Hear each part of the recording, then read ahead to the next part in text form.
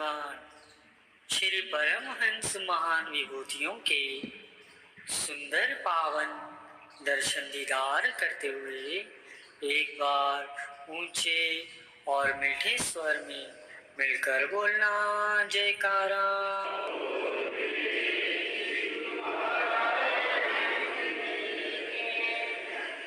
गुरुमुखों,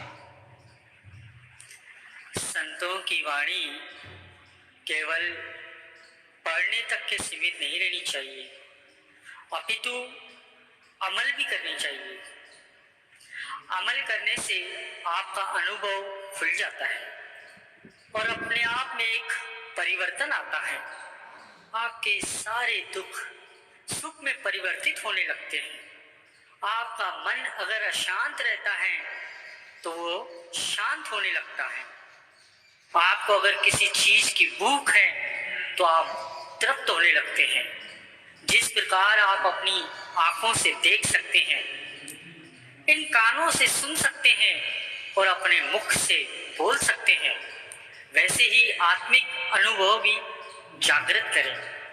संत महापुरुषों के अनुभव का लाभ आप तभी उठा सकेंगे जब उनकी वाणी पढ़ने और सुनने के साथ साथ अपने जीवन में ढालेंगे, अमल करेंगे।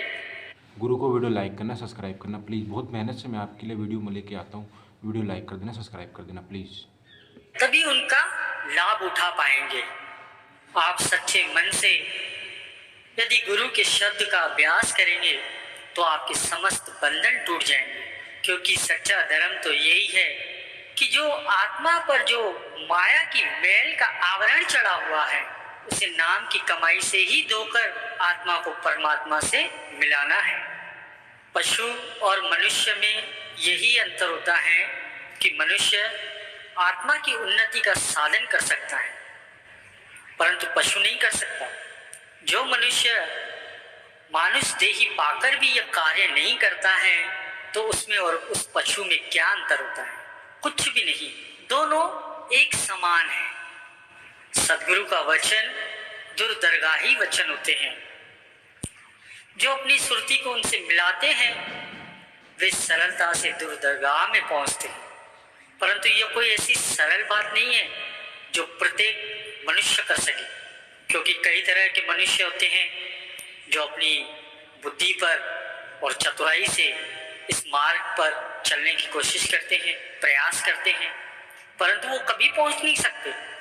पहुंच तो वो सकते हैं जो सच्चे गुरुमुख होते हैं, जो संस्कारी गुरुमुख होते हैं, जो अपने मन की एक भी बात नहीं मानते। वो हमेशा ही अपने सदगुरु के वचनों को शिरोधार्य करते हैं। वाद विवाद और झगड़े से कुछ भी प्राप्त नहीं होता। उसमें ऐसे ही पढ़कर जीवन के अमूल्य समय को व्यर्थ न गवाओ, बल्कि सदगुरु के वचनों पर चलकर समय को सार्थक करो। यह जो हमारा मन है ये माया की तरफ जल्दी ही आकर्षित होता है, और जो हमारी आत्मा है ये परमात्मा की ओर आकर्षित होती है। खींचातानी लगी रहती है दोनों में कि किसकी शक्ति अधिक है, किसकी जीत होगी, मन जीतेगा कि आत्मा जीतेगी। हे सच्चे गुरुमुख, तुम इस मन का कहना मत मानो। वो खुद ही कमजोर हो जाएगा, खुद ही निर्बल हो जाएगा, और यही जब निर्बल हो जाएगा, कमजोर हो जाएगा, तब तुम्हारी आत्मा परमात्मा से मिलने योग्य बनेगी। सद्गुरु हमें अभ्यास का सरल से सरल साधन बतलाते हैं, जो कि अति फलदायक होता है। उसे करने में कोई भी कठिनाई या भय नहीं होता, और उसे प्रत्येक प्राणी हर समय कर सकता है। अगर सद्गुरु आपका विश्वास और आपकी लगन बढ़ाने के लिए आपसे अगर आंख मिचोने का खेल भी खेलते हैं तो आप विचलित मत होइए, घबराइए बिल्कुल मत। उसमें भी उनकी दया मेहर बसी है, और सद्गुरु की कृपा दृष्टि और उनकी दात को प्राप्त कर लेते हो तो उसका गलत कभी उपयोग मत करना। उस दातार को भूलकर भी अभिमान मत करना और दूसरों को दुखी बिल्कुल मत करना, तो तुम्हारे ऊपर सद्गुरु की कृपा वृष्टि हमेशा रहेगी। तुम जो कुछ भी करते हो या सोचते हो उसे तुम्हारा मालिक, तुम्हारा सद्गुरु अच्छी तरह जानता है। उसकी प्रसन्नता हेतु ही कर्म करो और विचार भी करो। प्रभु को पाना है तो समर्पण कर दो, तन से, मन से, धन से। झूठी माया के लिए भी तो करते हो ना, कुर्बानी देते हो, तन, मन, धन की सबकी कुर्बानी देते हो। उस सच्चे प्रभु के लिए किया तो कौन सी बड़ी बात की। तुम्हारे आंतरिक नेत्र खुले हो तो तुम अपने और पराये की पहचान कर सकोगे। नहीं तो मनुष्य तो अंधे के समान है, परख शक्ति खोकर बैठ जाता है। वो सच्चा प्रभु जो सद्गुरु तुम्हारे वास्तव में अपने हैं, उन्हें तुम बेगाना समझते हो और स्वार्थियों को अपना बना लेते हो। तुम्हारे जीवन की सबसे बड़ी भूल यही है। संत महापुरुषों की शरण में जाओ तो तुम्हारे आंतरिक नेत्र खुलेंगे, अंदर की आंखें खुलेंगी। कभी तुम्हें ज्ञात होगा कि कौन सच्चा है और कौन स्वार्थी है।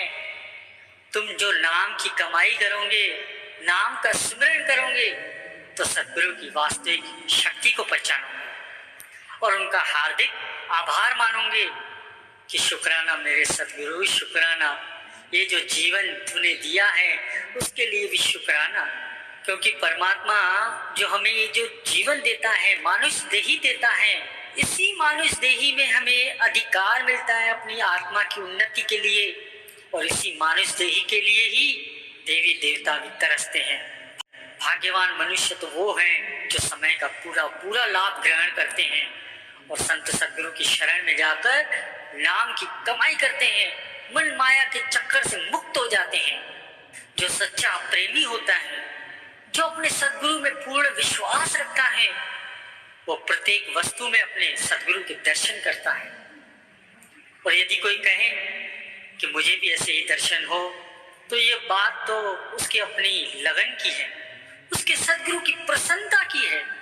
और जितनी लगन रहेगी और जितना प्रेम रहेगा अपने सद्गुरु के प्रति, उतनी ही अपने सद्गुरु की प्रसन्नता प्राप्त होगी।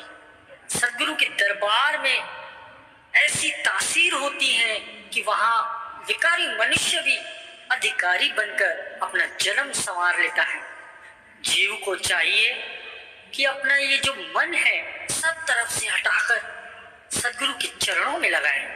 और जो कहे कि मुझे परमात्मा से मिलने की इच्छा है और संसारी मोह भी नहीं छोड़ता, संसारी इच्छाएं भी नहीं छोड़ता, तो ये तो स्वयं को ठगने समान हो गया।